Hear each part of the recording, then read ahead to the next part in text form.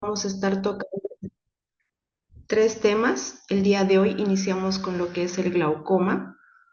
Vamos a hablar acerca del glaucoma, el impacto que tiene esta enfermedad sobre la salud pública eh, y a nivel socioeconómico también, el tratamiento, la clasificación, el tratamiento, para tener conocimiento y poder nosotros, como tengo entendido, la mayoría somos personal de salud, poder reconocer esta enfermedad, o sea, la clínica de esta enfermedad y poder derivar lo más antes posible a un especialista. ¿Ya? El día de mañana, bueno, la segunda charla creo que es el jueves, vamos a estar hablando acerca de la degeneración macular relacionada a la edad, que también es muy frecuente en las personas mayores de 50 a 60 años. Y en la última charla, el día sábado, vamos a estar hablando acerca de la uveitis, cuántas enfermedades sistémicas están asociadas a esta enfermedad y que podemos muchas veces diagnosticar o llegar a un mejor diagnóstico mmm, con una evaluación oftalmológica. Como les decía, podemos iniciar en cualquier momento y déjenme compartirles ya la pantalla para que podamos iniciar con la charla del día de hoy. Si tienen alguna consulta antes de empezar, estoy para resolver sus dudas.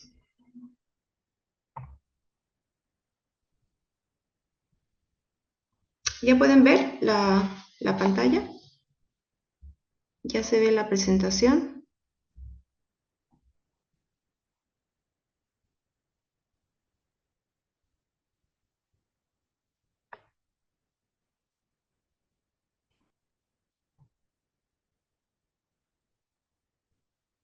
Ok. Yo los voy a ir, en algún momento para preguntarles o algo, les voy a ir mencionando por los nombres que me aparece ahí, ¿ya?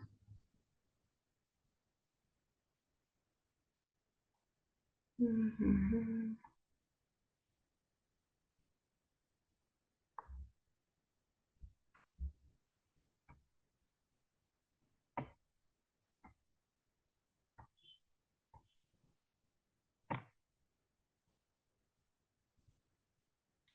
Ahora sí. Muy bien. Como les decía, hoy día vamos a hablar sobre el tema, sobre el glaucoma, ¿ya? ¿Alguien para empezar conoce a alguien que tenga glaucoma, algún familiar? ¿Han escuchado algo sobre el glaucoma? ¿Qué han escuchado sobre el glaucoma? ¿Alguien que pueda compartirnos?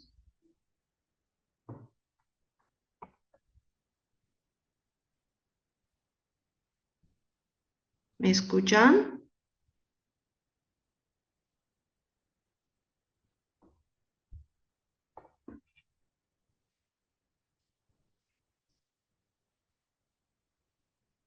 ¿Me escuchan? Sí, doctora, se le escucha. Ok. ¿Alguien que haya escuchado algo sobre el glaucoma? ¿Tienen alguna idea de qué es el glaucoma? Sí, doctora. Sí, adelante. Bueno, es el aumento de la presión intraocular, ya que principalmente es por un mal drenaje del líquido del humor acuoso dentro del ojo. Muy bien, muy bien. Eso es lo que mayormente escuchamos, ¿no? Que es el aumento. Tengo glaucoma, dice la gente, porque alguien le dijo alguna vez que tiene la presión alta del ojo. Sí, la presión alta del ojo tiene mucho que ver con esta enfermedad, pero vamos a conocer un poquito más acerca de la definición del glaucoma como tal. El glaucoma se define como un grupo de neuropatías ópticas crónica y progresiva. Se va a caracterizar por alteración en el nervio óptico. Esta es una enfermedad que va dañando el nervio óptico y debemos saber que el nervio óptico es el que se encarga de llevar la información visual desde el ojo hasta el cerebro. ¿Cómo les explico yo en palabras sencillas a los pacientes? para que puedan entender, les digo, nuestro ojo es como una ventana. Quien realmente ve es el cerebro, ¿ya? Esta ventana está conectada al cerebro mediante un cable y el glaucoma es el daño en ese cable. Cuando el daño es muy grande, ese cable está totalmente quemado y no hay forma de arreglar ese cable ahí dentro de nuestro ojo hacia el cerebro. Esa es una forma sencilla que encontré o se puede explicar a los pacientes, ¿ya? El glaucoma en realidad es el daño del nervio óptico, no solo la presión alta del ojo. Entonces, por eso se define como un grupo de neuropatías ópticas que es crónico y progresivo. Este va a tener una amplia clasificación. Se puede clasificar según la anatomía del ángulo en glaucoma de ángulo abierto o glaucoma de ángulo cerrado. Dentro del glaucoma de ángulo abierto a la vez, pues está el primario de ángulo abierto, es que no hay una causa específica para que haya ese daño ahí, y se denomina primario de ángulo abierto. En estos pacientes la presión va a estar normal, no va a tener presión alta del ojito.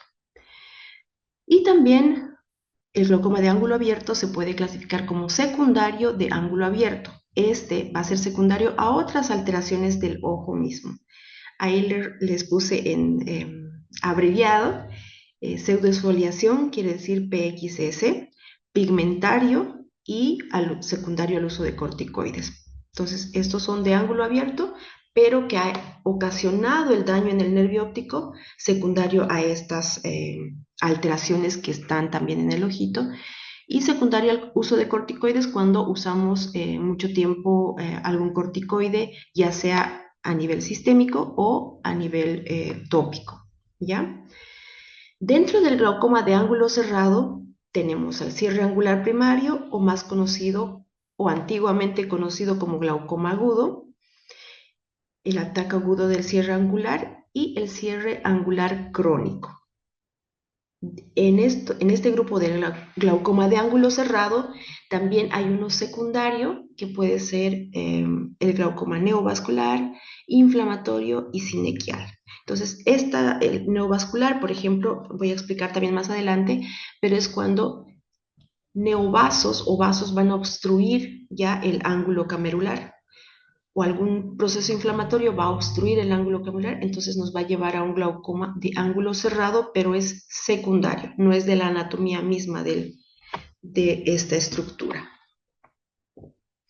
Luego se puede clasificar según la etiología en primario.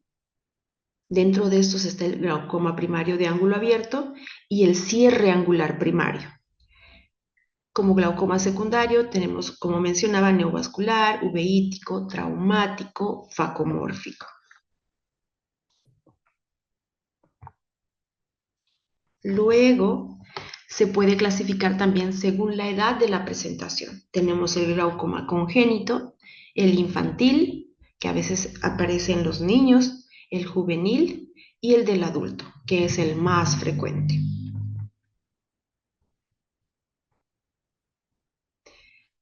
Y también según la presión intraocular. Está el glaucoma con la presión intraocular elevada y el glaucoma normotensivo.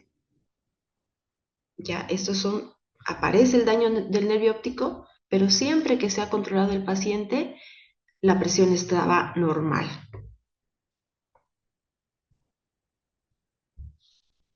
Hasta ahí se entendió. Lo que quisiera que entiendan en esta parte, que es que glaucoma no solo es la presión intraocular elevada. Según los diferentes tipos de glaucoma que vimos, hay glaucomas que no van a estar que no van a cursar con una presión intraocular elevada en ningún momento del curso de la enfermedad. ¿Cómo detectamos? Ahí va también la charla, ¿no? Hay que hacer mucha prevención en este tema. Espero que con esta charla podamos ayudar un poquito desde el lugar donde estemos, empezando por nuestras familias, por nuestros amigos, para comentarles un poquito qué es el glaucoma. Dentro de la epidemiología, el glaucoma es la principal causa de ceguera irreversible en el mundo entero. Y esto va a generar un importante problema de salud pública. Eh, Hay cegueras reversibles e irreversibles. Dentro de la ceguera reversible está la catarata principalmente porque si en un momento el paciente está ciego, se opera, se saca la catarata, se pone el lente intraocular y el paciente puede volver a ver. Si es que no hay un daño ni de la retina ni del nervio óptico, el paciente vuelve a ver, por eso se llama ceguera reversible. La catarata es una ceguera reversible. En cambio, el glaucoma es una ceguera irreversible. Actualmente se dice que más de 76 millones de personas viven con glaucoma en el mundo. Se prevé o se proyecta que para el año 2040 más de 110 millones de personas van a tener glaucoma o van a tener daño en el nervio óptico. Aproximadamente el 50% de los pacientes no saben que lo padecen. Entonces, ahí es muy importante el trabajo y el propósito de esta charla. Yo agradezco mucho a la licenciada por hacerme la invitación nuevamente, eh, porque si bien habemos bastantes oftalmólogos en Bolivia, eh, el trabajo tiene que partir desde la atención primaria. Entonces, si más personal de salud que trabaja en el área eh, de primer nivel de atención o segundo nivel de atención y conoce esta patología, es más fácil sensibilizar a la sociedad, a nuestros pacientes, de que existe enfermedad y de que por lo menos tenemos que hacernos un control oftalmológico de rutina, por más de que no tengamos ningún síntoma, una vez al año. También se han encontrado que muchos genes están relacionados a algún tipo de glaucoma. El glaucoma es una enfermedad que constantemente está en estudio, están realizando estudios tratando de encontrar alguna forma de poder controlar mejor esta enfermedad. También encontramos factores de riesgo en algunas personas, o sea, podemos tomar en cuenta estos factores de riesgo para sospechar de que este paciente puede tener este daño, esta neuropatía óptica. La más frecuente y la principal es que la presión intraocular esté alta, ¿no? Los pacientes mayores de 40 a 50 años, alguna persona que tenga el antecedente familiar de alguien que tiene glaucoma. Ahí la famosa semiología, ¿no? Importantísimo preguntar los antecedentes patológicos familiares. A veces, nosotros, me incluyo, nos olvidamos de preguntar este punto, pero es importantísimo preguntar. Ahí en el primer nivel de atención, siendo médicos generales, qué enfermedades tienen sus familiares que conozcan. Muchas veces desconocen también, ¿no? Pero si una vez se le pregunta al paciente, como que trata de recordar, o tal vez para una siguiente consulta, el paciente puede preguntar en sus familiares y venir con la información de que sí había tenido algún familiar con este antecedente de la enfermedad de glaucoma. El espesor corneal bajo, quiere decir la córnea más delgadita, también es un factor de riesgo para que el paciente pueda llegar a desarrollar glaucoma. Los pacientes que tienen miopía alta, también los pacientes que tienen hipermetropía, los pacientes diabéticos. Muchos estudios refieren que el paciente diabético en algún momento llega a hacer algún tipo de glaucoma y en este caso generalmente y de muy mal pronóstico el glaucoma neovascular. El uso prolongado de corticoides, preguntarle siempre al paciente qué medicamentos toma. Los pacientes que tienen artritis, que usan frecuentemente los corticoides, eh, pueden llegar a desarrollar en algún momento el aumento de la presión intraocular y después disminuye. O sea, cuando tomamos corticoides podemos ser propensos a que la presión intraocular suba, Una vez que se deja de usar, baje y no te da ningún síntoma. Otra vez tomamos corticoides, sube la presión, luego baja. Estos picos de presión alta van dañando el nervio óptico también. Entonces es muy importante preguntar dentro de la anamnesis el uso de corticoides. También están incluidos acá los temas raciales, étnicos y genéticos, ¿no?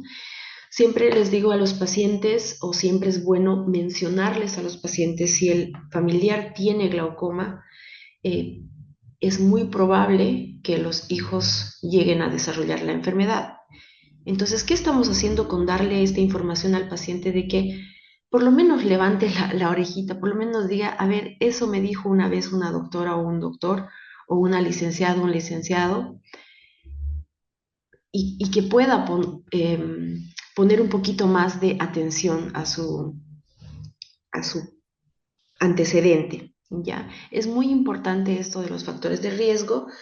Los pacientes miopes, también tengo entendido que sabemos tener en el auditorio dentro de los participantes optómetras, ¿no? Entonces ahí que ellos están en mayor contacto con los pacientes que van a medirse solo los lentes. Entonces si encuentran un paciente con miopía alta o que tiene una hipermetropía, recomendarle un controlcito con el oftalmólogo para que puedan tomarle la presión intraocular y realizar toda la valoración oftalmológica, y en caso de que se encuentre algún dato de que estaría empezando algún daño glaucomatoso, pues realizar los estudios pertinentes para confirmar los diagnósticos, ¿no? ¿Alguna pregunta hasta acá?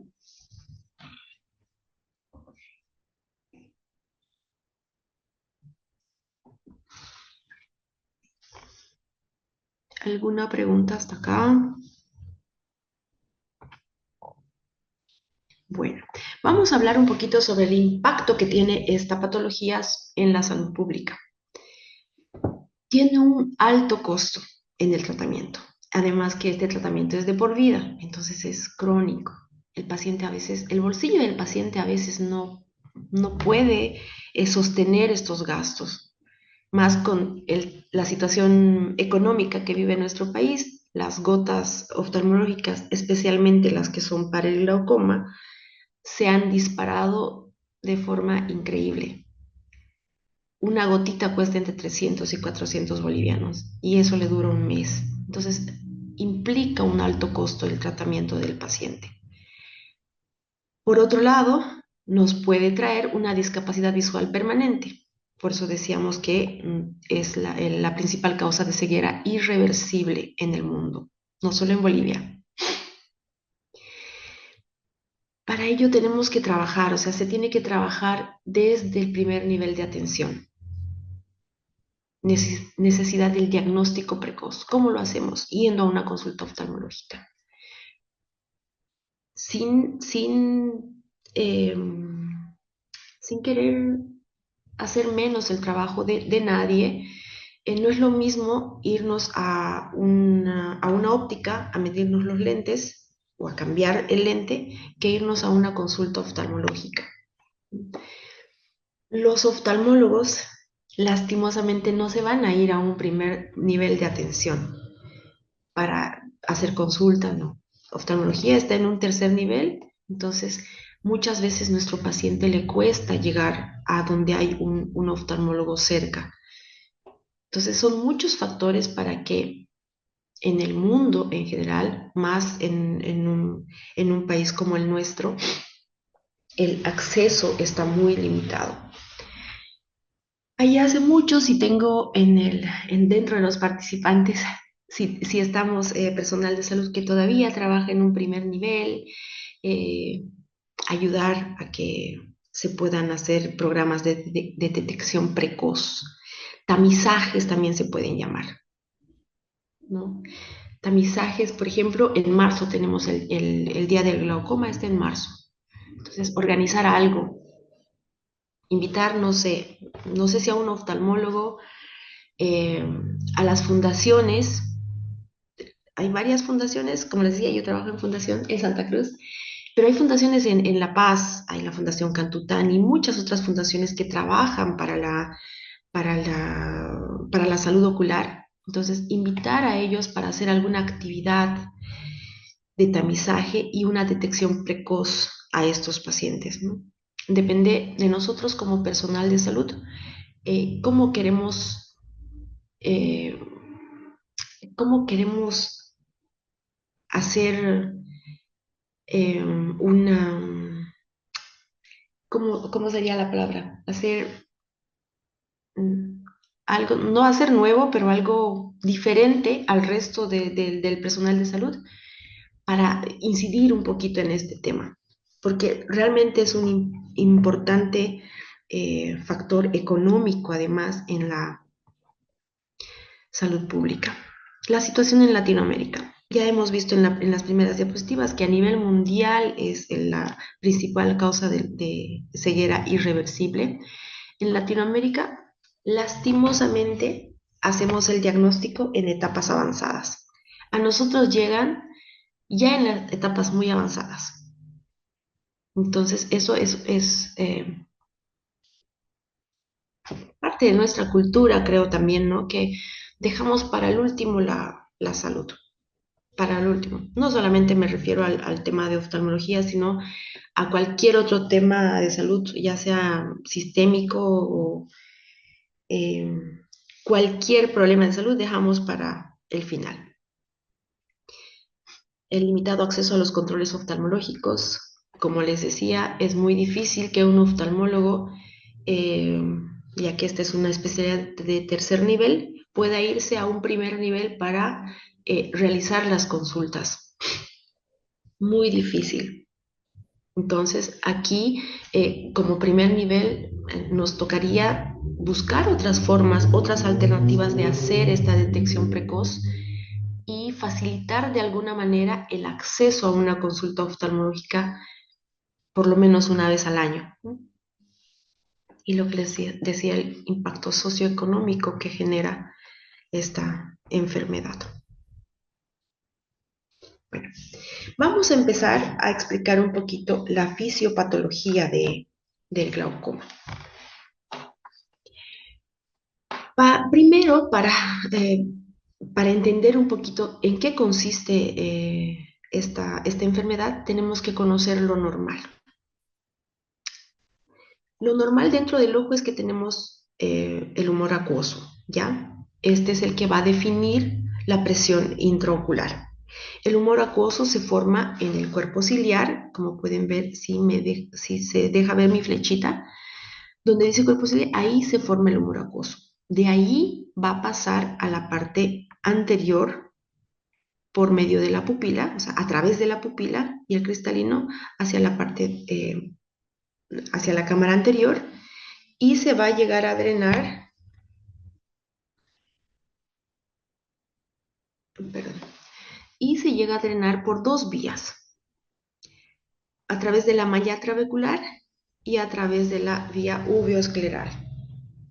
Ya tenemos dos vías de drenaje. Ahí está la alteración cuando hace que la presión del ojo suba. ¿Ya? Lo normal de la presión intraocular entonces se produce a nivel del cuerpo ciliar, de ahí pasa a través de la pupila a la cámara anterior y de la cámara anterior se va a drenar por la malla trabecular y la vía uveoescleral, ¿ya? A partir de esto se va a las venas epiesclerales y después al torrente sanguíneo, ¿ya? Entonces, esto es lo normal. Por la vía trabecular se puede drenar en un 80-90% y por la vía uveoescleral del 10 al 20%. ¿Ya? Ahora, vamos a ver lo patológico. Si bien conocemos que del cuerpo ciliar se produce el humor acuoso, va a ir adelante, ahí está la alteración ya. Cuando llega al canal de drenaje, este puede estar obstruido, ya sea por el mismo iris, por algún proceso inflamatorio. El sector donde la malla trabecular, donde tenía que drenarse, está obstruido. Puede ser por diferentes factores. Esto hace que aumente la resistencia al drenaje y por otro lado, en muy poco porcentaje puede deberse que la presión intraocular suba a que hay un aumento en la producción del humor acuoso. En su mayoría es porque va a haber un aumento en la resistencia al drenaje, es decir, que el drenaje no va a estar funcionando normal. Como podemos ver en esta imagen, el iris está como abombado y ese abombamiento del iris está obstruyendo el canal de drenaje. Entonces, ¿qué pasa con el humor acuoso? Se llena, va pasando de la cámara anterior a la parte posterior y eso hace que empuje todo hacia el vitrio y hacia el nervio óptico. Acá tengo esta diapositiva donde explicamos de la fisiopatología de forma directa y la indirecta, cómo va dañando al nervio óptico, ¿no? En la forma directa o mecánica, o también denominada mecánica, el aumento de la presión intraocular va a presionar toda la entrada de las fibras nerviosas y se va a alterar la lámina cribosa. Esto va a hacer que se compriman los axones, alterando el transporte exoplásmico y como consecuencia se va a ver la muerte de las células ganglionares. Esa es la forma directa o mecánica por el aumento de la presión intraocular. Y la forma indirecta o vascular va a hacer que el aumento de la presión intraocular dificulta el flujo sanguíneo a nivel de la entrada del nervio óptico o de la cabeza del nervio óptico. Eso va a hacer que haya una isquemia del nervio óptico y va a traer como consecuencia la atrofia de las fibras nerviosas. ¿Ya? Esa es una forma de explicar todo el daño que pasa el nervio óptico cuando la presión intraocular está elevada. Si podemos ver ese ejemplo, tenemos un ojo normal y cuando lo que les explicaba en la forma mecánica, directo mecánica, acá es donde se va a formar todo el humor acuoso, ¿no es cierto? Aumenta porque no hay la facilidad del drenaje, ese aumento va a ir presionando todo el vitrio, esa presión del vitrio va a dañar a este nivel los axones del nervio óptico y ahí es donde se produce el daño glaucomatoso. Hablando de la clínica, ya pasando a la clínica. Bueno, primero, el glaucoma no nos va a dar una clínica en etapas tempranas de la enfermedad. No te da sintomatología. Mucho más si tenemos al glaucoma de ángulo abierto.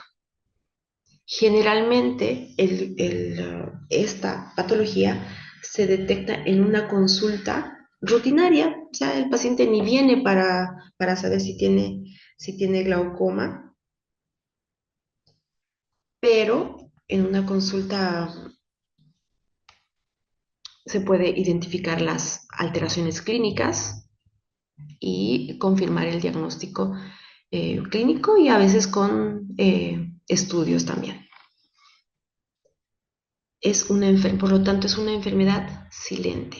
¿Cuándo nos va a dar síntomas? Cuando ya está en etapas avanzadas.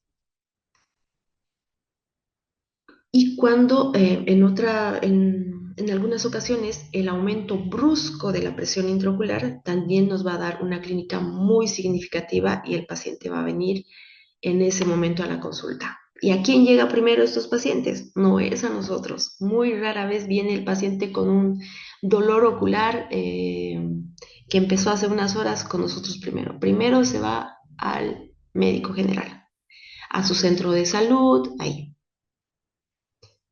Entonces, con nosotros llega después de que ya bueno, prácticamente el daño en el nervio óptico ya ha avanzado considerablemente. Sí vamos a tener una clínica muy significativa cuando va a haber un aumento brusco de la presión intraocular, como les decía. En en otros tipos de glaucoma puede a veces presentarse la visión de halos coloreados, ellos te refieren como visión en halos de color. dolor ocular severo, más o menos ellos te dicen veo la luz y a su alrededor veo halos. Pasa un ratito y desaparece. Después de un tiempo vuelve a aparecer este síntoma. Entonces ahí podemos sospechar que está haciendo picos de presión. Sube la presión, desaparece sus halos de colores, baja la presión. Cuando es un aumento brusco de la presión intraocular, va a haber un dolor ocular severo. Ya el paciente va a venir agarrándose el ojo, tapándose el ojo, a veces llegan con su toalla, con la servilleta ahí dentro del ojo, y va a haber una hiperemia ciliar, el ojo va a estar rojo, no es ese rojo de la conjuntivitis, ya, el ojo rojo de la conjuntivitis es diferente al ojo rojo del glaucoma o del aumento de la presión intraocular. Esta imagen, la segunda imagen que les puse acá es un edema corneal. La córnea se ve así, un poco opaca se ve. Si la vamos a ver macroscópicamente, vamos a decir. Ya en el microscopio podemos evaluar en el edema muchas otras alteraciones. Se ven la alteración eh, en la DSMED, se ve la alteración en el epitelio, entonces ya se describe de otra forma, pero macroscópicamente podemos ver una córnea opaca cuando hay un edema corneal. También podemos ver esto, la midriasis media paralítica, ¿no? El paciente por el aumento de la presión intraocular hace que el ojito o la pupila se ponga midriática. Muchas veces también va a venir acompañado de síntomas vegetativos, vómitos, náuseas. Estos pacientes, cuando hay un aumento brusco de la presión intraocular, que se denomina cierre angular, eh, vienen con toda esta sintomatología, vienen con mucho dolor. Hay muy importante, por ejemplo, decirles no confundir por lo menos por ejemplo, con un dolor por un herpes, por una queratitis herpética, que también produce mucho dolor la queratitis herpética. Puede ocasionar igual inflamación de todo del ojito, haber edema palpebral, va a estar rojo, va a haber inyección conjuntival, ciliar. Entonces, muy importante preguntar siempre los antecedentes, ¿no?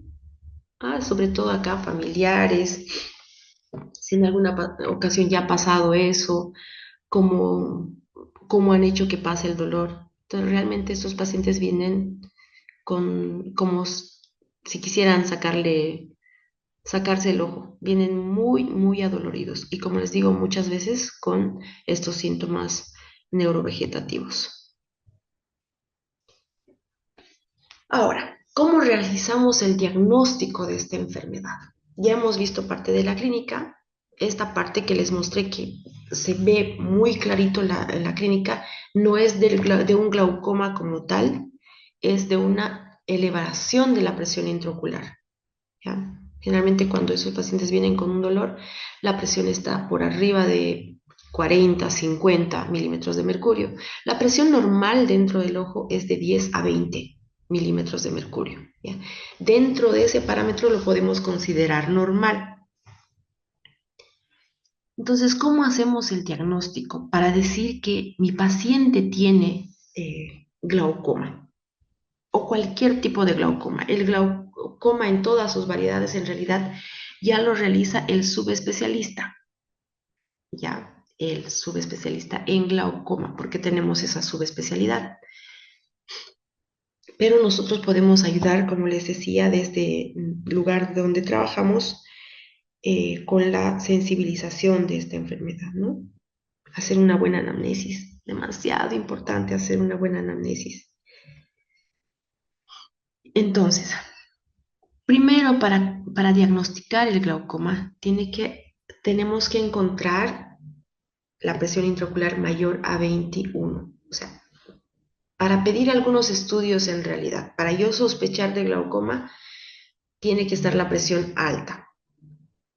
En el examen oftalmológico que estoy haciendo, tengo que encontrar el nervio óptico con excavación aumentada, ¿ya?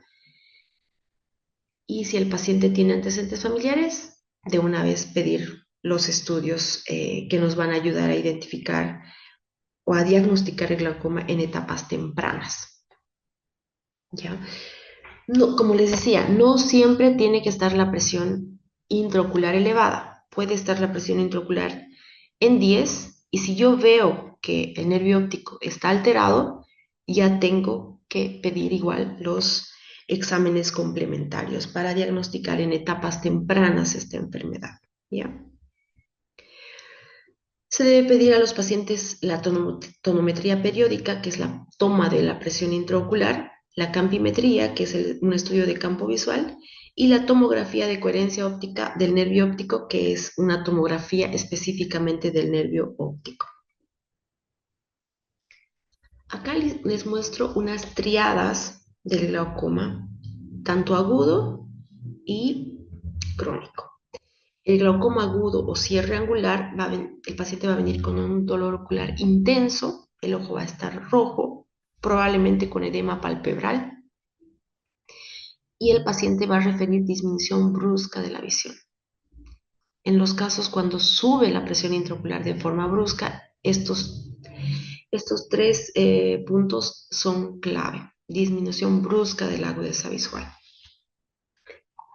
En cambio, la triada del glaucoma crónico no va a tener una disminución brusca de la agudeza visual, porque capaz y el paciente se está dando cuenta que ya su visión es solamente tubular porque ya está en etapas muy avanzadas.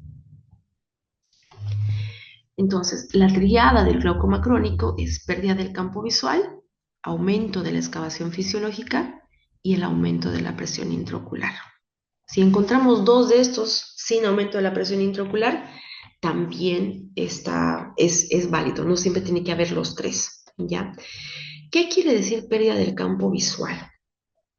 Nosotros tenemos un campo visual, por ejemplo, si yo me enfoco en mirar o en ver lo que está al frente mío, también sin que gire la cabeza, yo puedo ver lo que está a mi derecha y a mi izquierda, los objetos que están en todo ese ángulo, ¿ya?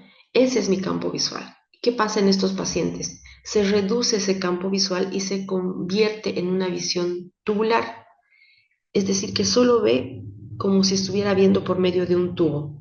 Esos pacientes todavía ven, pero como totalmente limitado todo alrededor.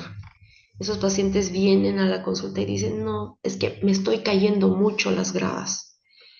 El otro día me he tropezado porque no vi lo que estaba abajo. O no vio al costado, me he chocado porque no vi al costado. Entonces, eso me tiene que hacer sospechar a mí de que mi paciente está perdiendo el campo visual. La pérdida del campo visual no solamente se da en el paciente con glaucoma, también, ¿ya? No porque ha perdido campo visual voy a pensar que mi paciente tiene glaucoma. Muchas enfermedades neurológicas también nos pueden llevar a tener una pérdida del campo visual. El aumento de la excavación fisiológica, solamente con el oftalmoscopio podemos ver eso, ¿ya? Si es que por ahí tenemos la oportunidad de tener un oftalmoscopio en un primer nivel, excelente porque podemos ver el fondo de ojo del paciente y lo primero que se ve al ver el fondo de ojo del paciente con el oftalmoscopio directo es el nervio óptico. El aumento de la presión, también muy difícil, ¿verdad? Porque se necesitan equipos para tomar la presión intraocular. Si alguno de los que está ahora presente estuvo en las primeras charlas sobre lo que es atención primaria en salud ocular, eh, les he dejado unos videitos de cómo se puede tomar la presión con digitopresión, solamente con los deditos. Es algo que toma tiempo para que podamos tener, no la exactitud, pero por lo menos acercarnos de que un ojo está hipertenso, o sea, está durito, o está hipotenso, ¿ya? O está o sea, normotenso, dentro de lo normal. Entonces, sí se puede tomar la presión sin tener no tomar exactamente la presión, sino tener una idea de cómo está ese ojito con la digitopresión.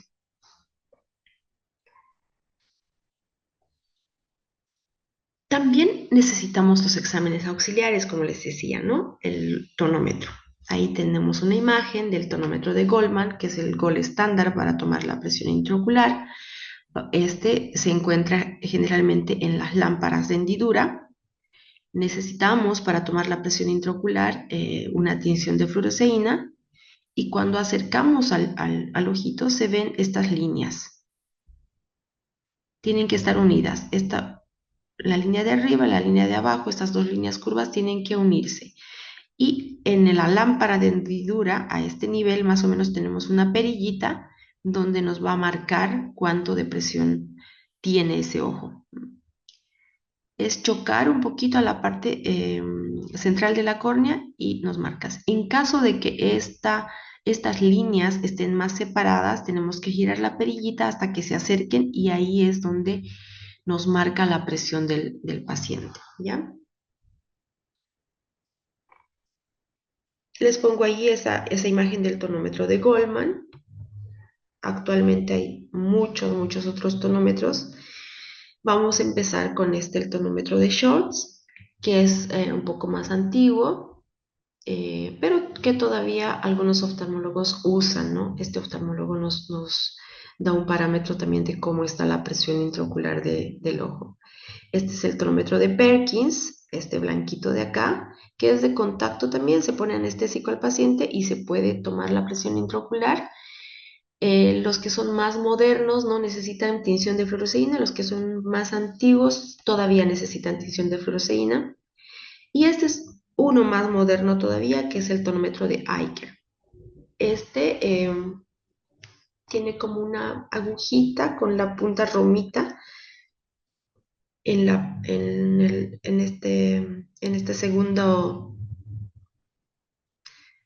eh, en este sector se le pone la agujita y se dispara. Tiene como para presionar, se dispara. No necesariamente tiene que chocar al ojo o si le va a chocar va a ser muy suavemente y nos da el parámetro acá de cuánto estaba su presión intraocular. ¿Ya? Hay otros más nuevos que solo te acercas y que te toman la presión intraocular.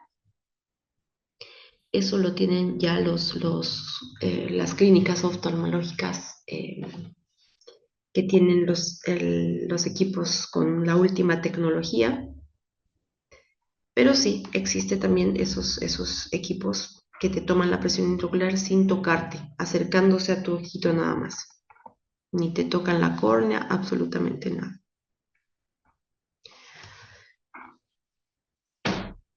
Además del tonómetro, nos ayuda mucho para llegar al diagnóstico la oftalmoscopía. Como había dicho, necesitamos un oftalmoscopio directo. Este nos va a ayudar a hacer un examen de la parte posterior del ojo, es decir, nos va a ayudar a ver el fondo de ojo. Esto incluye la retina, los vasos sanguíneos que están ahí en la retina y el nervio óptico. Y en el nervio óptico hay que evaluar ciertas características que al oftalmólogo le puede ayudar a decir, este nervio óptico está sospechoso o me parece que este nervio óptico es glaucomatoso o ya tiene un daño en el nervio óptico. El fondo de ojo es la única área donde nosotros podemos explorar la vasculatura en vivo sin invadir el cuerpo humano, porque con este nos acercamos nomás para evaluar el fondo de ojo. Ahí seguramente si tenemos médicos dentro de los participantes se han de acordar, como les mencionaron en semiología. ¿Cómo evaluamos el nervio óptico con la oftalmoscopía? La foto que les mostré inicialmente es el oftalmoscopio directo, pero también podemos hacerlo con una lupa, con una lámpara de hendidura o con una retinografía. También se puede ver las características del nervio óptico, ¿ya? En esta imagen, al lado izquierdo, o a mi lado izquierdo, está el nervio óptico sano. Tiene una coloración rosadita. Todo esto del centro es el nervio óptico, ¿ya? Los vasos, aquí están las venas, las arterias, salen del centro del nervio óptico. Como pueden ver, la diferencia solamente en la coloración. Este es un nervio óptico rosado, tiene buena coloración. La excavación es esa imagen más blanco-amarillenta que se ve en el centro. Es por donde ingresan las fibras nerviosas hacia el nervio óptico. Entonces, la excavación en un ojo sano, normal, tiene que ser de 2 a 4 más o menos. ¿Cómo calculo eso? Este es mi nervio óptico y yo lo divido en 10. Le voy poniendo como,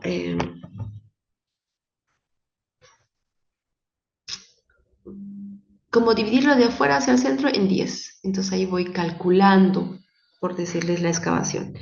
Este nervio óptico, si yo voy a calcular, tiene un 3, una excavación de 3 más o menos, que sería toda la parte blanquita.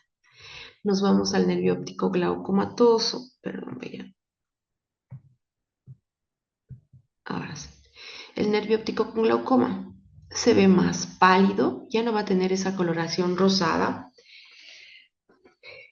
Es importante ver un poquito la coloración, pero lo más importante acá es ver la emergencia de los vasos.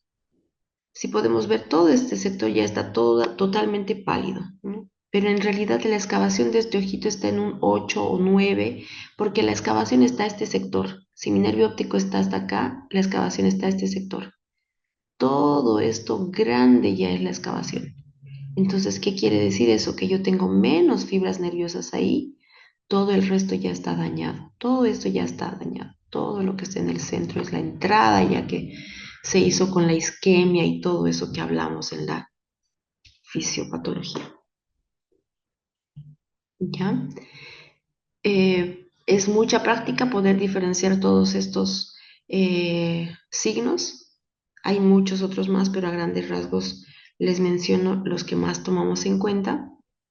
Acá tenemos otra imagen. Este es un nervio óptico sano, un nervio óptico normal, y este es un nervio óptico glaucomatoso. En este, por ejemplo, podemos ver la excavación o la emergencia de los vasos. Si nos imaginamos en 3D esta imagen, por ahí está entrando la vena y la arteria, ¿no?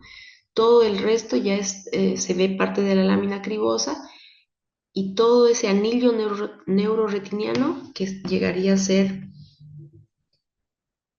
todo esto rosadito más que se ve, es el anillo neuroretiniano, nos quedan muy poquitas fibras nerviosas, ¿ya? Entonces, esos son en aspectos generales los puntos que tenemos que evaluar cuando hacemos un fondo de ojo, ya sea con el oftalmoscopio, si es que hubiera la oportunidad o el privilegio, vamos a decir, en algún hospital de primer nivel que tengan este oftalmoscopio, ¿no? Generalmente cuando tienen el otoscopio también viene porque se cambia la cabecita para el oftalmo y para el otoscopio.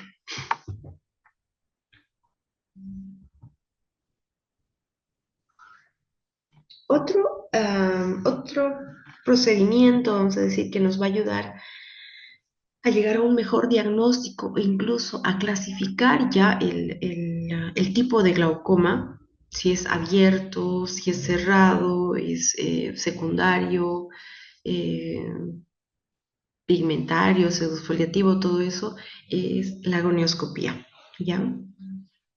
Nos va a ayudar a identificar las estructuras angulares anómalas y así poder calcular nosotros la amplitud del ángulo de la cámara anterior, del ángulo camerular.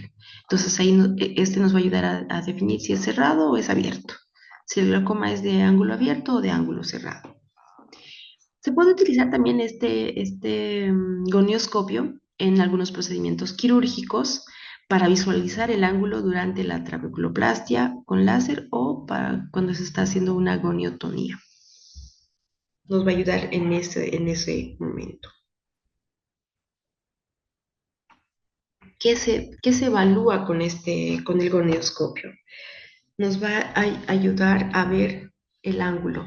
Sí, en el ángulo tenemos que evaluar 5 estructuras, ¿ya? 1, 2, 3, 4. 4 estructuras generalmente, a veces se puede observar también la línea de Schwab. Las estructuras que nos va a ayudar a observar el gonioscopio en la gonioscopía es la banda del cuerpo ciliar, el espolón escleral, la malla trabecular pigmentada y la malla trabecular no pigmentada, ¿ya? Esas cuatro estructuras tenemos que verlas cuando el ángulo camarular está abierto. Acá si pueden ver en la imagen, está cuando podemos evaluar todas las estructuras, acá se ven de colores, no se ve tan bien, pero si están todas estas estructuras que vemos acá, estamos en un grado 4.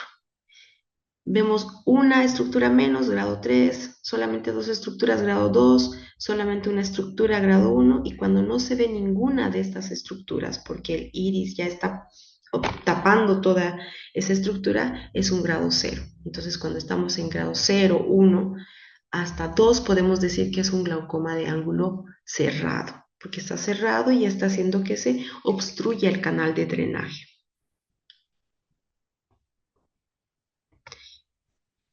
Otras formas para evaluar es la cámara anterior. Ese reflejo que nosotros podemos ver con la lámpara de hendidura cuando no hay una buena amplitud en la cámara anterior, un buen espacio en la cámara anterior, el reflejo se va a ver así. Entonces, esta cámara es estrecha, nos va a dar una idea. No todas las cámaras estrechas van a tener glaucoma, pero sí tenemos que sospechar en un paciente que tiene cámara estrecha o en un paciente que es hipermétrope que puede estar produciendo o sufriendo el daño en el nervio óptico.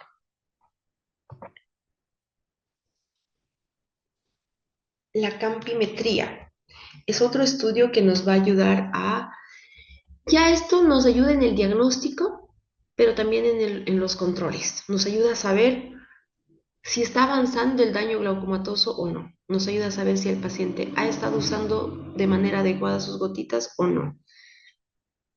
A modificar el tratamiento, tal vez, si vemos que ha ido avanzando, lastimosamente, por más de que los pacientes cumplan, en mediana o poca cantidad va a avanzar la enfermedad, pero tratamos de controlar lo más que se pueda con las gotitas. ¿Ya? Entonces, nos va, nos va a ayudar más que todo a controlar el avance o el proceso de la evolución de la enfermedad. ¿Ya? Nos va a ayudar a controlar eso. Puedo pedirle este año un campo visual, al año le pido otro y veo si hay más daño. No puedo comparar este estudio con el del año siguiente. Ahí se ve un campo visual normal y un campo visual cuando el glaucoma ya está avanzado, ya como les decía, solamente tiene una visión tubular, entonces lo mismo más o menos refleja este estudio. Luego está la tomografía de coherencia óptica, que hoy en día se utiliza mucho porque nos va a ayudar a detectar la pérdida de la capa de fibras nerviosas en etapas tempranas de la enfermedad. ¿Ya? Esta imagen que les muestro acá es el resultado de una tomografía, esta hojita, pero ya de un glaucoma avanzado, donde acá se puede ver la disminución de la capa de fibras nerviosas, está muy bajito. En este otro gráfico podemos ver que toda la línea está por donde marca rojo. Esto ya se llama efecto piso, es un glaucoma avanzado, muy avanzado. Más que todo acá en este ojito, el izquierdo está más avanzado, mejor dicho, el derecho está más avanzado que el izquierdo. Entonces, para eso nos ayuda a evaluar. No solamente interpretar este estudio, no solamente es mirar el estudio, ver los colores, las líneas, no. Todo se tiene que correlacionar con la clínica. ¿Ya? Entonces, importante siempre estar de la mano con un oftalmólogo, qué mejor con un subespecialista en glaucoma para llevar adelante el tratamiento y con mejor control de esta patología.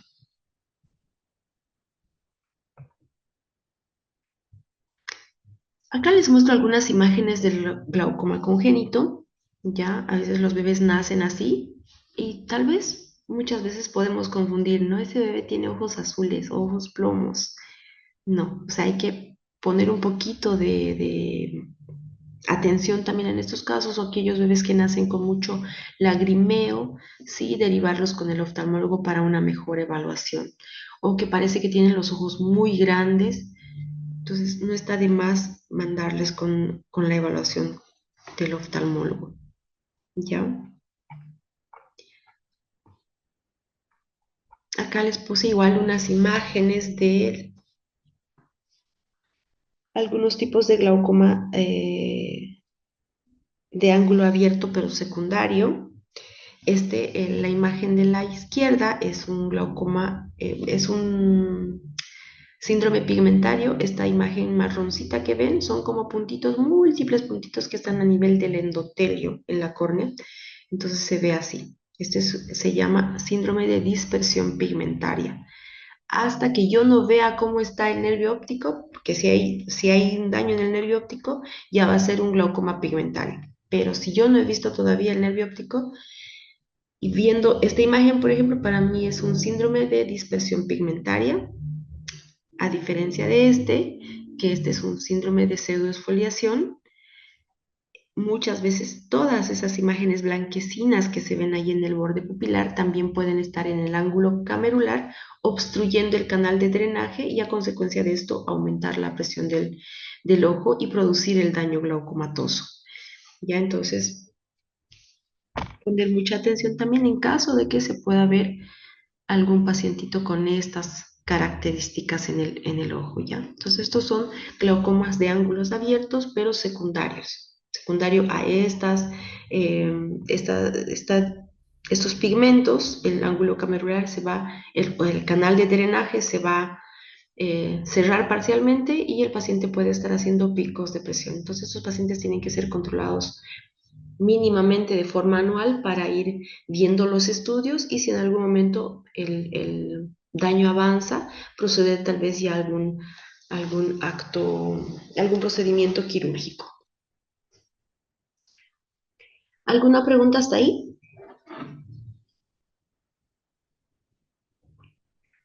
Ninguna, doctora. ¿Está bien? ¿No se durmieron? No, ¿Están entendiendo? Eso es importante, ¿verdad? sí, Bueno, con que me entienden la parte de sensibilización para mí ya es mucho. Realmente es importante hablar esto a nuestros pacientes o que nosotros conozcamos y podamos transmitir. Siempre digo, empezamos por nuestra familia. A veces nuestros familiares tenemos esa suerte, creo, ¿no? De que nuestros familiares son los más tercos. No sé, a mí me pasa, mis familiares son muy tercos. Alguien me está rayando la pantalla.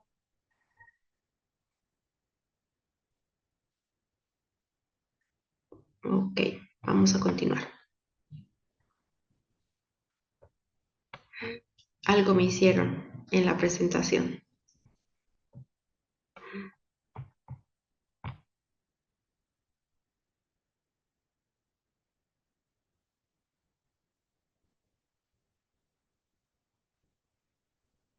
Ah, ya. La relación arteria-vena. Eso es para describir más que todo el fondo de ojo. Te voy a explicar. O sea, no tiene mucho que ver con el Lourdes, ¿verdad? No tiene mucho que ver con el glaucoma en sí, pero sí es bueno describir en el fondo de ojo la relación arteria-vena. Va relacionado a los calibres. Eso nos sirve más en las retinopatías hipertensivas porque hay pacientes que eh, el daño de su presión arterial mal controlada se puede reflejar en el ojo, entonces el oftalmólogo puede de alguna manera detectar esa alteración y mandar otra vez con el cardiólogo para que se haga un ajuste de la dosis de su medicación en estos pacientes que están empezando a hacer una retinopatía hipertensiva. No me deja pasar.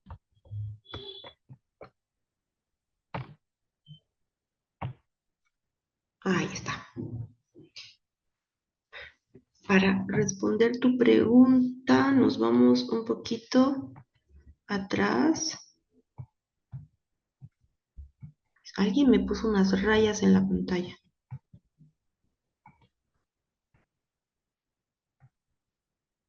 en esta imagen. Acá te puedo explicar un poquito la relación arteria-vena. Como te digo, sirve más para describir el fondo de ojo. Eh, el fondo de ojo tiene una forma de describir, así como hacemos nuestra evaluación, como le digo, cuando empezamos a describir piel y mucosas normocoloreadas, ¿no es cierto? Entonces, el nervio óptico, o sea, el fondo de ojo tiene una forma de describir también. Entonces, empezamos por podemos empezar por el nervio óptico, de bordes regulares, de coloración rosada, de coloración adecuada, emergencia de vasos, y empezamos a describir la emergencia de vasos central, con relación arteria-vena o vena-arteria. En realidad es arteria-vena 1-2, 1-3. Lo normal es 1-3 más o menos la relación arteria-vena, o 1-2. Eh, ¿Qué quiere decir? Mi vena siempre va a ser más gruesa que la arteria. Entonces a eso se refiere la relación arteria-vena. ¿Cuándo se ve alterada esta relación arteria-vena? Cuando hay una retinopatía hipertensiva ya en estadios muy avanzados, la arteria es la que se va a adelgazar, va a haber un adelgazamiento arteriolar y rectificación arteriolar. Entonces, para eso nos sirve esa descripción de la relación arteria-vena. Es muy importante, a veces algunos pacientes tienen la tortuosidad vascular, es decir, de las venas o de las arterias son muy tortuosas, no como estas que se ven normales, vamos a decir, pero el hecho de que haya tortuosidad en un paciente joven no siempre nos va a indicar que hay algún inicio de una retinopatía hipertensiva, sino que hay una alteración, tal vez en algún lugar. Las tortuosidades muy marcadas pueden estar relacionadas con, con alguna patología cardíaca. Entonces, para eso es importante describir la relación arteria-vena. Más que todo, he visto que nos sirve para la retinopatía hipertensiva, porque cuando están en grados avanzados, la retinopatía hipertensiva, a veces el paciente no sabe. No me van a dejar mentir, pero yo trabajé en un primer nivel de atención, trabajé en segundo nivel de atención como médico general. Entonces sé que el paciente te llega a la consulta y tú le preguntas, ¿tienes presión alta? ¿Tienes diabetes? Y te dice, no. ¿Qué medicamentos tomas? Y ahí te dicen así, tomo losartán. O como los memes que salen, ¿no? Te dicen cualquier otro nombre, pero ya uno asume que toma losartán. Y si toma losartán, hola. Losartán es porque tiene presión arterial, ¿no? Puede que esté controlada, sí. ¿Cómo ha estado controlando? ¿En cuánto tiempo? Eso, el cardiólogo puede seguir, o su médico de cabecera puede seguir ese control con los controles que hace el paciente, pero para el oftalmólogo es mucho más, eh, ¿cómo entender? Es mucho más, no fácil, sino más confiable evaluar las estructuras del fondo de ojo. Porque si yo encuentro que mi paciente es hipertenso, él dice, no, estoy bien controlado, hago mis controles, pero yo encuentro una retinopatía hipertensiva grado 4, es porque él no está controlando. O algo hay que hacer para controlar mejor, bajar más tal vez la presión arterial, no la del ojo, la presión arterial. Entonces para eso nos sirve en realidad, Lourdes, lo que es la relación arteria-vena. La emergencia de vasos, como les decía, normalmente es central, pero acá ya en el glaucoma puede ser nasalizado porque se va a ir como abriendo un poquito más, y a veces hay el signo en bayoneta, que más o menos es como esa curvatura que se ve de la salida de la arteria y la vena por el nervio óptico. A eso se refiere la relación arteria-vena, Lourdes. ¿Pude responder tu pregunta?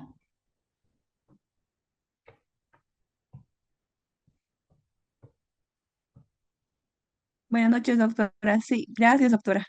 Ok, sí. No es tanto así para describirlo en el glaucoma como tal, pero sí en un fondo de ojo en general, sí es bueno describirlo. Como les decía, hay una forma específica, así como hemos aprendido a describir piel y mucosas, que sea por pulmones con murmullo vesicular conservado, ¿verdad? De esa misma forma tenemos que describir el nervio óptico o el fondo de ojo cuando encontramos algunas alteraciones, digamos, cosa de que si yo no estoy viendo la imagen, leyendo la descripción, puedo imaginarme un fondo de ojo. Bueno, vamos a pasar al tratamiento. Tenemos el tratamiento médico y el tratamiento quirúrgico. Ya, el tratamiento médico va a depender mucho de qué tipo de glaucoma tenemos. Si tenemos un glaucoma eh, primario de ángulo abierto, este, se tiene que usar los antiglaucomatosos con el propósito de mantener la presión lo más baja posible y de alguna manera proteger el nervio óptico, ¿ya?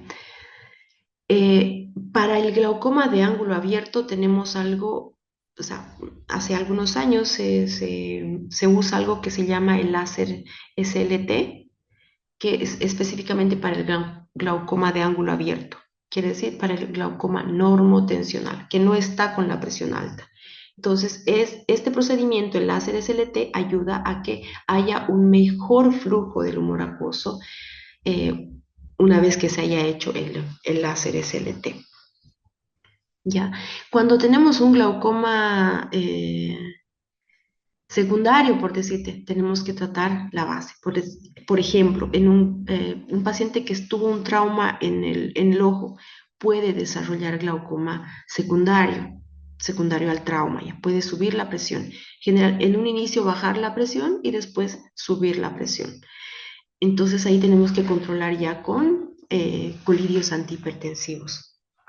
¿Ya? Entonces el tratamiento eh, va a estar relacionado al tipo de glaucoma que tenga. Hay algunos que necesitan sí o sí el procedimiento quirúrgico, algunos que necesitan la iridotomía Jack láser. En los casos avanzados, que es en lo que generalmente ya nos llegan los pacientes, se puede realizar la iridectomía quirúrgica, la trabeculoplastia, son cirugías de filtración, ¿ya? O incluso llegar al implante de válvula. Entonces, muchas veces solamente las gotitas no es suficiente. En algunos sí. Si mientras usen sus gotas de forma, o sea, así como se le indica, en los horarios que se le indica, se va manteniendo la presión y ese nervio óptico aguanta más, vamos a decir. ¿Ya? Pero lastimosamente los pacientes que llegan al oftalmólogo ya son con glaucomas avanzados, cuando el campo visual ya está totalmente disminuido, recién el paciente va, ¿no? Entonces, en estos casos, generalmente, particularmente yo, siempre les digo, traigan a sus familiares, todos los hijos, nietos, tíos, para que se les pueda controlar a todos y a ellos ya, pues, si bien la presión intraocular en ese momento está normal, pedirles los estudios que nos ayudan con el diagnóstico precoz, como es la tomografía de coherencia óptica y el campo visual. Dentro del tratamiento, ahí les puse el ejemplo de algunas gotitas. Tenemos el Tiof, que es como nombre comercial, que es el Timolol, la brimonidina, el Latanoprost. Tenemos los que son de una sola droga, estos tres, por ejemplo. Son ejemplos porque los laboratorios tienen variedad de antiglaucomatosos. Estos dos son que tienen la combinación de dos drogas y estos son los que tienen la combinación de tres drogas, ¿no? Hay varios otras gotitas con otros nombres, pero que dependen solamente, el nombre depende del laboratorio, no tanto de la composición como tal. Estos tienen tres componentes, dorzolamida, timolol y brimonidina. Ambos tienen la misma composición. Entonces, de acuerdo a cómo está cómo encontramos la presión del paciente, se decide usar una gota, dos drogas, o sea, una droga, dos drogas o tres drogas. ¿Ya?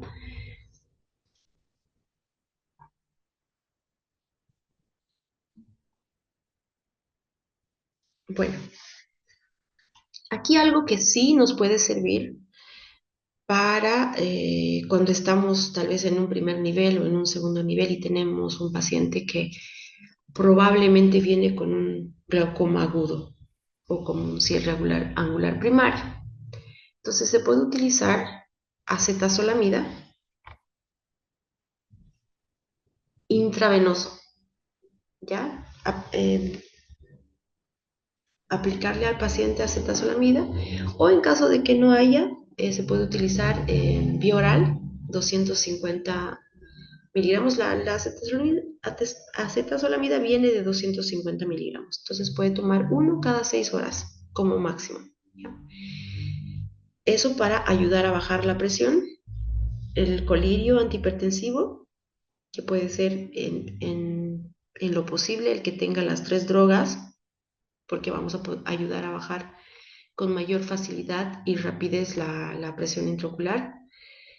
Una vez que la presión intraocular disminuye, ahí se puede usar pilocarpina. También se recomienda usar manitol si es que la presión intraocular está muy alta y no logramos bajar con acetazolamida, por decir, entonces sí va a ser necesario usar el manitol.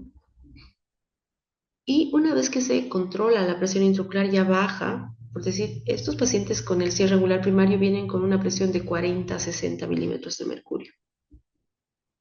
Entonces podemos actuar utilizando estos medicamentos y una vez que baja la presión, se puede programar ya la iridotomía Jack láser, que sí o sí esto tiene que tiene que hacerse en un hospital de tercer nivel donde tengan un oftalmólogo. ¿Ya? Pero dejando la acetazolamida o el manitol, ya se puede controlar un poquito o hacer que disminuya la presión intraocular y hasta mientras le da el chance al paciente para que pueda ir a un tercer nivel para su siguiente procedimiento.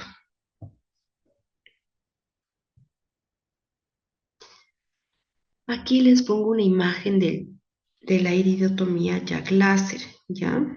Se hace ahí con un equipo, con un láser, y las imágenes van a salir así. Esta es una iridotomía Jack láser, sea sobre el iris, eso para ayudar a mejorar el flujo del humor acuoso. A diferencia de este, este es una iridectomía, ya es un poquito más grande, que también se puede hacer, es un procedimiento quirúrgico ya. Este es un procedimiento con láser, ¿ya? Acá lo que les decía, está el láser SLT, donde se va a hacer las marcas del láser a nivel de la malla trabecular. ¿Ya? Y eso ayuda a que mejore el flujo. Estos pacientes, este procedimiento se utiliza en pacientes que tienen glaucoma normotensional o que no tienen la presión alta, ¿ya? Del ojito. El propósito de esto es mantener lo más bajo posible la presión intraocular y de alguna manera hacer que el paciente ya no use las gotitas. No es tan barato, vamos a decir, este procedimiento, pero sí puede ayudar a que por un tiempo, porque se tiene que repetir cada cierto tiempo, por un tiempo el paciente deje de usar las gotitas. Aparte que necesita pues mucha disciplina usar las gotas, ¿no? Los horarios, todo. Entonces sí nos puede ayudar este tipo de procedimiento para los glaucomas normotensionales. Luego está la trabeculectomía, que es una de las cirugías más recomendadas, vamos a decir, en etapas tardías de la enfermedad. ¿Ya? Cuando ya estamos como la última opción, se hace un cortecito por este, donde me puso las rayitas rojas, ahí, a ese nivel, y se hace una iridectomía también por ahí, se va haciendo como una ventanita, vamos a decir, para que pueda mejorar el flujo del humor acuoso. ¿Ya? El propósito de este procedimiento es bajar la presión intraocular y en lo posible hacer que el paciente deje de usar las gotas. En casos mucho más complejos que no ha funcionado la trabeculectomía, no funcionan las gotas, se puede utilizar los implantes valvulares que más o menos se va a llegar a poner en el ojito de esta forma, son implantes y acá en esta imagen podemos ver cómo el tubito llega a la cámara anterior del ojo, ¿no? Entonces eso ayuda a que mejore el flujo del humor acuoso, muchas veces también riesgoso cuando esta, este tubito puede llegar a lesionar la córnea, o sea, el endotelio, y a veces puede llegar a descompensar la córnea. Entonces, si tenemos algún paciente que se haya hecho algún implante, es importante el control riguroso de su oftalmólogo para ver cómo está, en qué condiciones está. Ese es el implante de la válvula.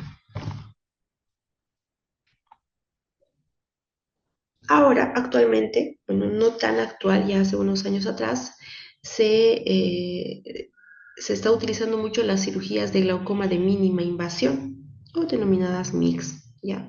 Estos son dispositivos que van a ayudar a mejorar el drenaje en la malla trabecular. Son dispositivos muy chiquitos y se las puede asociar haciendo solamente una cirugía de mínima invasión de glaucoma, más FACO o solamente la cirugía de mínima invasión para ayudar también en esto, ¿no? Estos están todavía en estudio, estos últimos, trabeculotomía asistida, que es la técnica CAHUC, la goniotomía con láser, los implantes microscópicos modulares que están eh, veremos todavía, ¿no? He visto que sí están haciendo más la trabeculotomía asistida con el CAHUC, pues, que ayuda también a que el paciente deje de usar sus gotitas, ¿no? Ayuda mucho en este tema que les mencionaba del factor socioeconómico.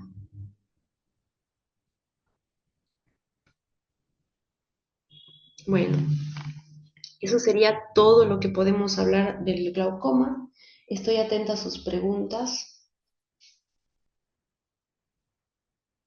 antes de terminar y de ver un videito resumen de todo lo que hablamos.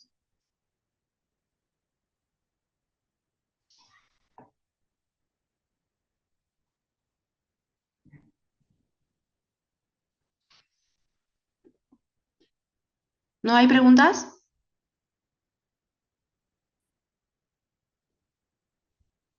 No se duerman, chicos.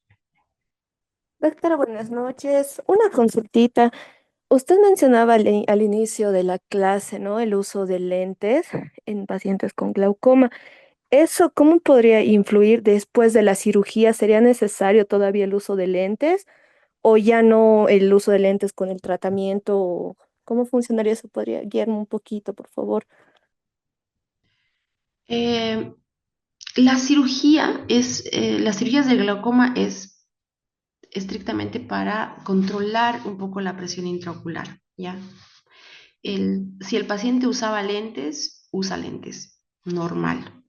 A no ser que este paciente se haya operado de catarata más. Como les decía, se puede combinar la cirugía de glaucoma con una cirugía de catarata. Si se operó de catarata más, entonces ahí probablemente siempre queda un residual para la visión lejana, para que use lentes, y sobre todo la visión cercana, ¿no? Sí va a necesitar lentes para visión cercana. Ahora, como les decía, estos pacientes vienen en etapas muy avanzadas, donde los lentes, por más de que se operen, ya no les ayudan. Ya no hay forma de mejorar más la visión con la que hemos encontrado al paciente. Eso también es muy importante explicarles al paciente, ¿no? Ellos piensan que se le indica las gotas o se le hace la cirugía para que mejore en visión, y no es así. La cirugía, las gotas, cualquier tratamiento del glaucoma es para mantener visión, no para mejorar visión.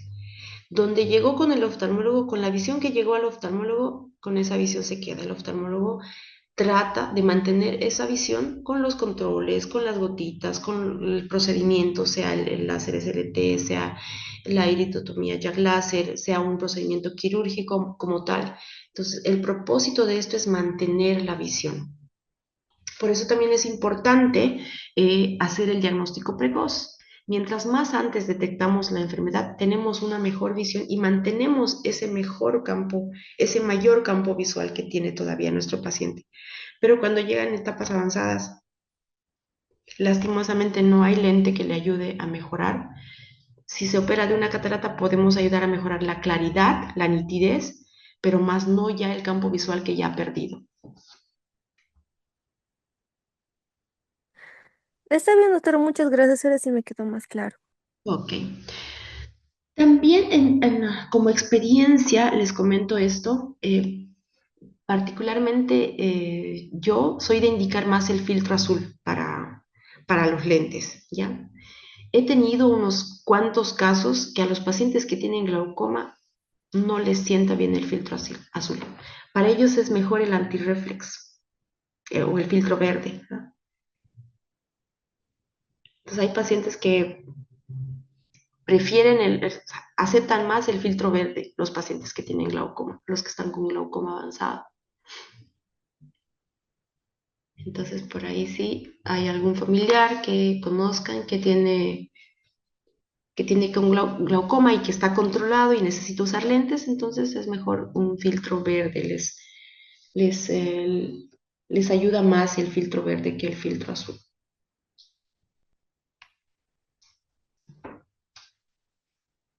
¿Alguna otra pregunta?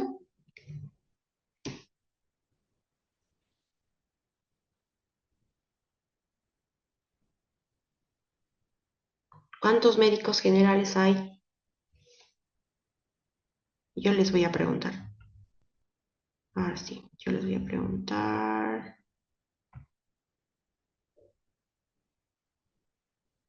A ver, Alan.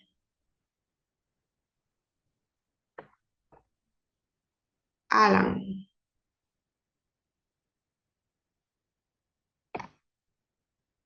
¿cuáles son los síntomas del glaucoma?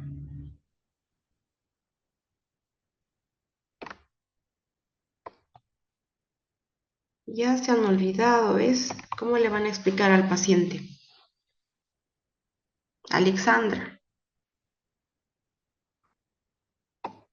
Amanda, Carla, Cintia. Doctora, buenas noches. Buenas noches. ¿Cuáles son los síntomas del glaucoma? Lagrimeo, ¿Ya? mm, irritación, ¿Ya? ojo seco, mm, es lo que podría decir, doctora. Ah, ok. Podemos irnos, digamos, para que se nos quede un poquito la triada glaucomatosa.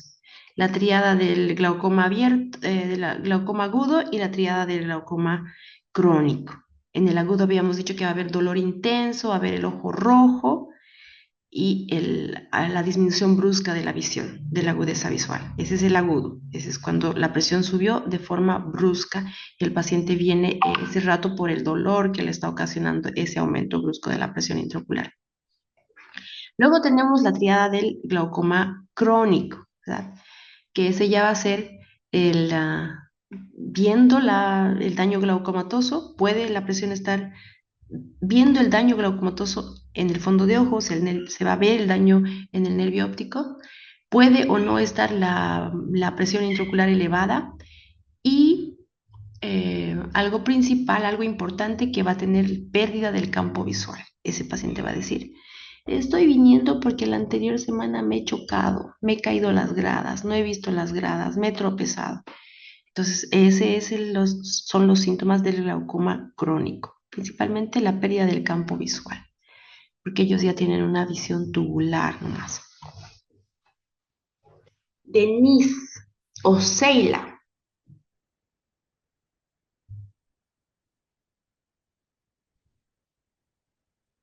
Sí, doctora, buenas noches. ¿Te acuerdas ahora de la definición del glaucoma? Claro que sí. Ahí, si nos puede recordar a todos. Es un conjunto de neuropatías que, bueno, se va a caracterizar entre sus principales signos que va a ser la presión, la elevación de la presión intraocular. Ujú. En su mayoría, ¿verdad? En su mayoría por la presión intraocular o mayormente por la presión intraocular, pero puede también haber este daño glaucomatoso, esta neuropatía, aunque el paciente tenga presión normal.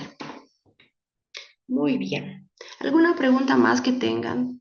¿Han entendido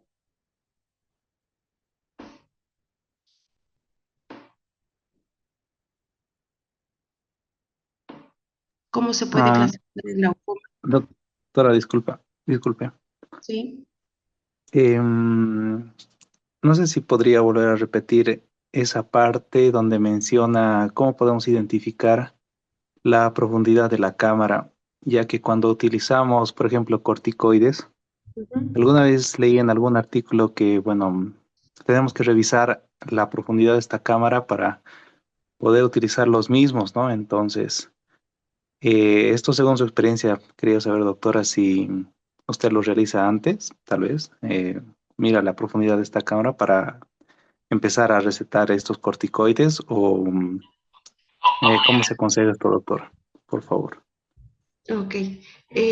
No, en realidad no veo la profundidad de la cámara para iniciar, digamos, algún corticoide. Eh, sí evaluamos cuando... Ay, quiero ir atrás. Quiero mostrarte la imagen. Sí evaluamos si tiene... ¿cómo lo evaluamos nosotros? Es por una forma que se llama Van Herrick. Igual ese va de 1, 2, 3, 4. ¿Ya? 4 es cuando la cámara está más amplia. Y 1 cuando la cámara está cerrada. Y justamente por este reflejo que vemos acá de la luz, ahí nos podemos tener una idea de que la cámara está estrecha o es amplia. Lo clasificamos con algo que se llama Van Herrick. Van Herrick 1 cuando está más cerradito, cuando no hay ese espacio entre el reflejo de la luz, o sea, de la luz a la córnea y la que refleja al iris. Entonces, cuando eso está muy cerradito, como en esta imagen, es un Van Herrick 1. Cuando está un poquito más abierto, 2, 3, 4, cuando hay un buen espacio. Entonces, pero no es, particularmente no lo utilizo como para que, para indicar algún corticoide. Lo que sí es tomar la presión intraocular, ¿no es cierto? Tomar la presión intraocular. Eh, ¿Cuándo evalúo esto? Sí, para ver si le dejo algún eh, antihipertensivo antes de la cirugía. En este caso, la acetazolamida es cuando tenemos unas cataratas maduras. Esas cataratas maduras de los diabéticos, sí, se puede utilizar acetazolamida o manitol prequirúrgico antes de la cirugía para poder ayudarnos un poquito a tener un poquito más de espacio durante la cirugía. Pero no ocupo este dato para poder iniciar corticoides. Pero sí, así es como podemos ver. Si no tenemos la lámpara de hendidura con un oftalmoscopio, si nos vamos al costado del paciente, se puede ver más o menos el espacio de la cámara anterior del paciente. Con un oftalmoscopio, si nos vamos de un costadito del paciente. El paciente mirando al frente y nosotros alumbramos con el oftalmoscopio de costadito. Se puede evaluar el espacio de la cámara anterior. Ok, doctora, muchas gracias. Ok. ¿Alguna otra pregunta?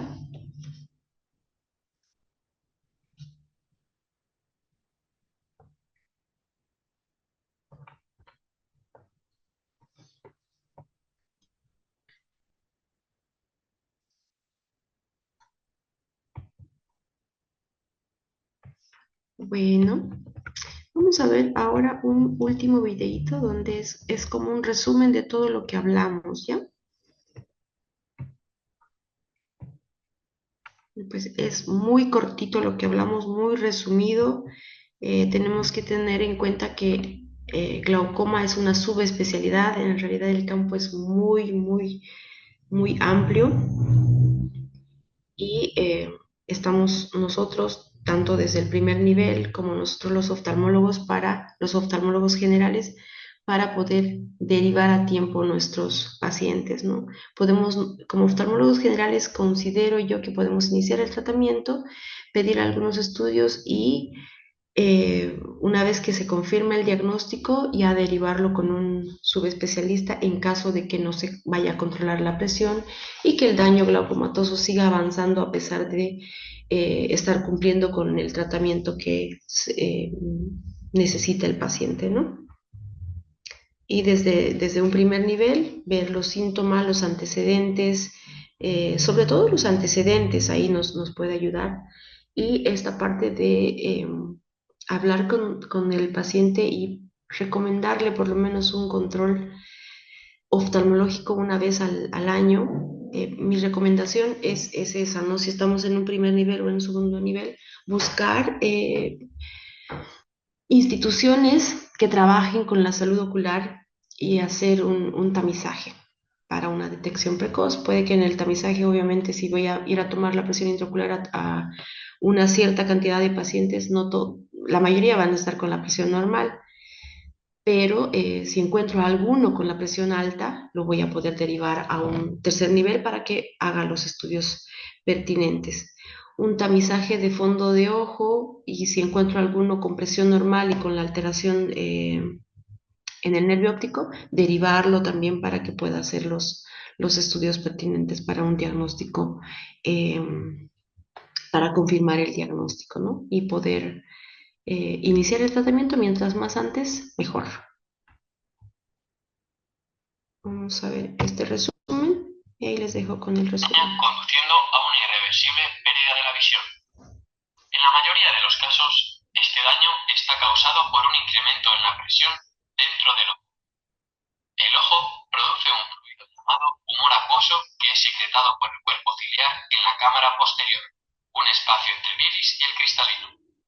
Luego, este fluye a través de la pupila hacia la cámara anterior entre el iris y la córnea. Desde aquí, se drena a través de una estructura similar a una esponja localizada en la base del iris llamada la malla trabecular y sale del ojo. En el ojo sano, la tasa de secreción iguala la tasa de drenaje. En personas con glaucoma, el canal de drenaje está parcial o completamente bloqueado. El fluido se acumula en las cámaras y esto incrementa la presión dentro del ojo. La presión empuja la lente hacia atrás y hace presión en el cuerpo vítreo, que a su vez comprime y daña los vasos sanguíneos y las fibras nerviosas que discurren en la parte posterior del ojo. Estas fibras nerviosas dañadas dan por resultado parches de pérdida de la visión, y si no es tratado, puede conducir a la ceguera total. Hay dos tipos principales de glaucoma, de ángulo abierto y de ángulo cerrado, o por cierre angular. El glaucoma de ángulo abierto o glaucoma crónico es causado por un bloqueo parcial del canal de drenaje. El ángulo entre la córnea y el iris está abierto, lo que significa que la entrada al drenaje está libre, pero el flujo del humor acuoso es algo lento. La presión aumenta gradualmente en el ojo durante un largo periodo de tiempo. Los síntomas aparecen gradualmente, empezando por la pérdida de la visión periférica y pueden pasar desapercibidos hasta que la visión central se vea afectada.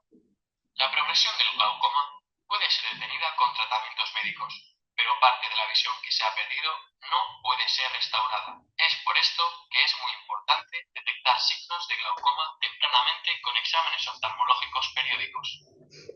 El glaucoma de ángulo cerrado o glaucoma agudo es causado por un súbito y completo bloqueo del drenaje del humor acuoso. La presión dentro del ojo incrementa rápidamente y puede conducir a una pérdida total de la visión con rapidez. Ciertas características anatómicas del ojo, como un estrecho ángulo de drenaje, cámara anterior con poca profundidad, iris delgado y caído, facilitan el desarrollo de glaucoma agudo. Generalmente, esto sucede cuando la pupila está dilatada y el cristalino se atasca en la parte posterior del iris. Esto impide que el humor acuoso fluya a través de la pupila hacia la cámara anterior. La acumulación de fluido en la cámara posterior empuja el iris, causando que éste se abombe hacia adelante y bloquee el ángulo de drenaje completamente. El glaucoma agudo de ángulo cerrado es una emergencia médica y requiere atención inmediata.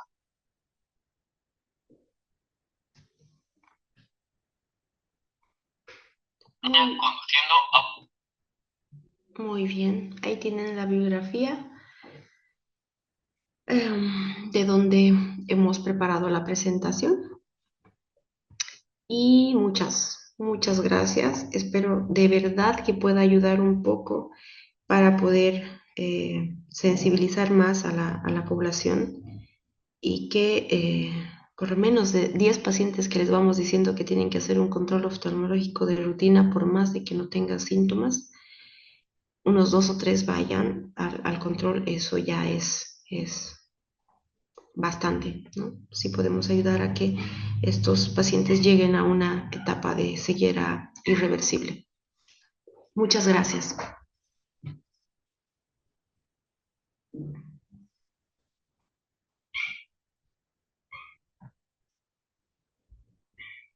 Licenciada, si estamos ahí, podemos concluir la presentación en caso de que no haya más preguntas.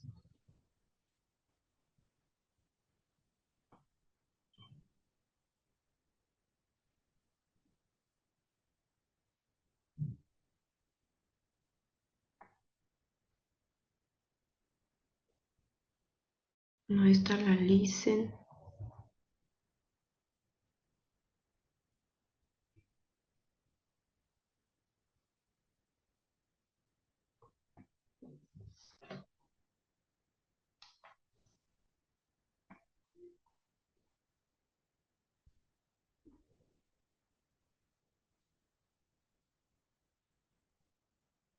Licen.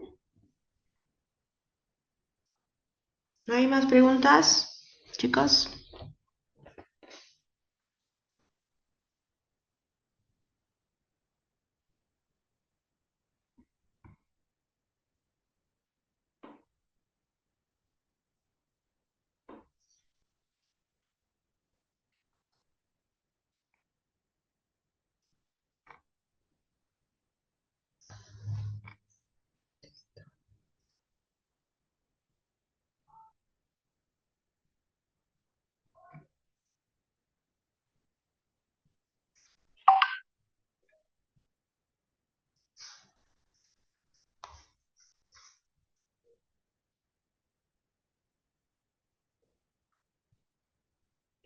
Licen.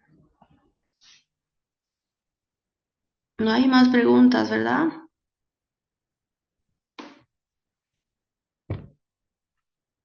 Alan Tarquino ya se ha dormido, Alexandra también.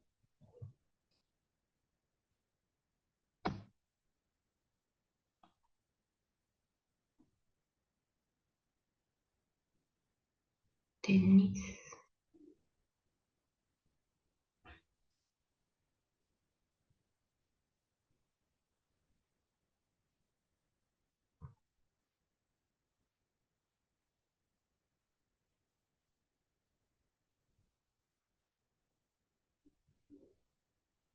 Ahí tengo una pregunta. ¿Qué pasa si el paciente tiene glaucoma y queratocono combinado? Híjole. Es muy frecuente pues que el paciente tenga glaucoma y o sea, que tenga queratocono y pueda también tener glaucoma, ¿no? Por el mismo hecho que el tener la córnea delgada, que el queratocono es una córnea, son pacientes que tienen la córnea muy delgada, es un factor de riesgo para desarrollar glaucoma. Nada, controles más seguidos, nomás control más seguido del espesor corneal, o sea, de una topografía, paquimetría, no sé, de una tomografía de coherencia óptica, para ver cómo estamos manteniendo cómo está manteniendo el daño del nervio óptico, ¿no?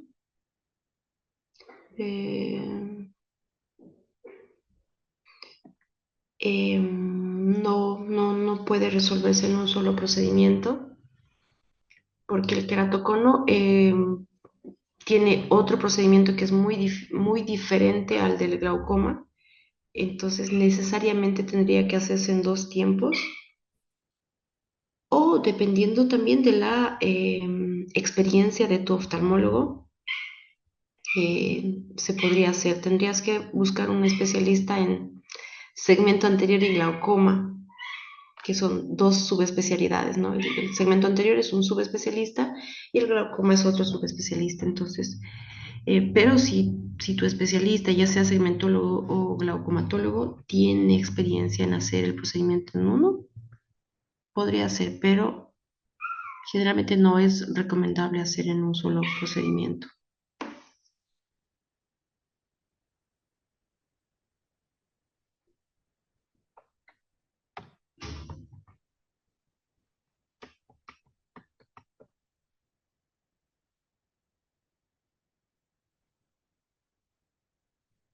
No sé si pude responder tu pregunta, Isa. Ahora sí, no me responde la licen. Hemos terminado con la charla. Nos estaríamos viendo el día jueves, jueves a las 8 para continuar con el siguiente tema que va a ser degeneración macular relacionada a la edad.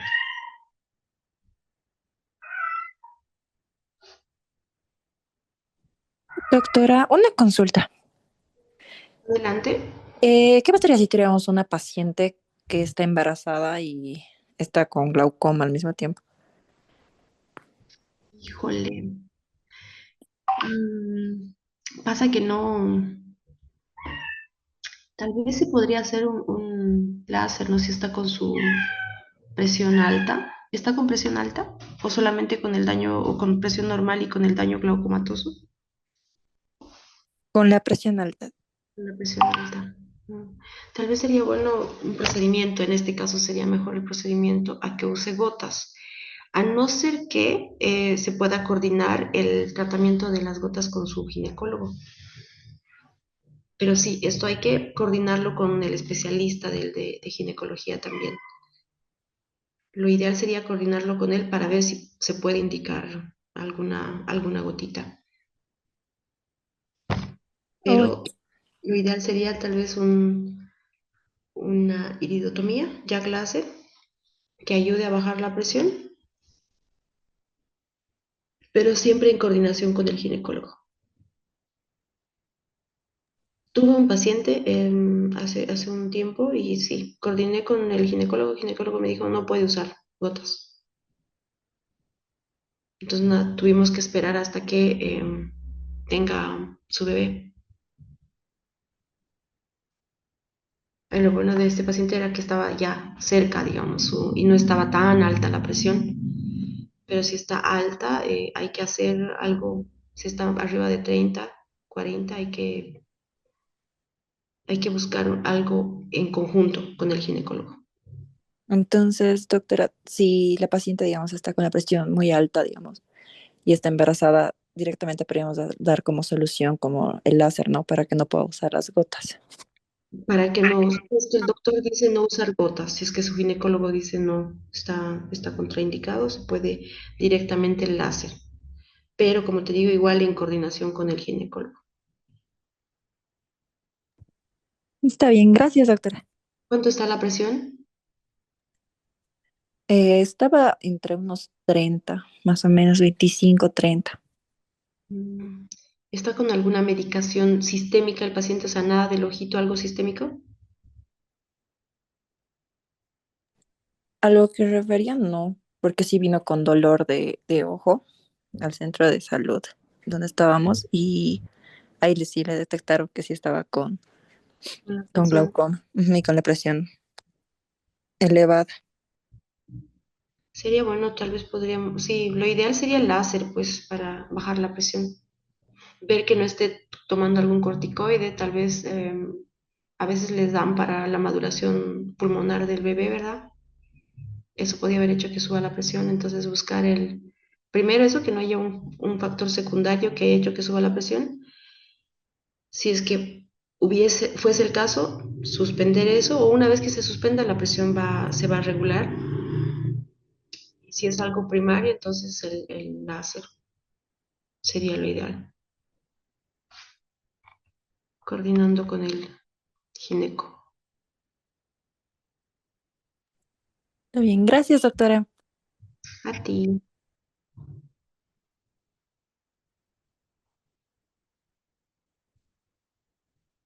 Gracias a todos. Estamos con la licenciada, no sé si me leyó. Muy bien, doctora, muchísimas gracias. No habiendo más intervenciones, vamos a dar por finalizada esta sesión y el día jueves continuamos con el día de mañana, lo tenemos la grabación en el mismo grupo a través de un enlace. Perfecto, licenciada. Muchas gracias y muchas gracias a todos. Espero que se haya entendido y podamos sensibilizar a nuestros pacientes. Muchas gracias y hasta el jueves.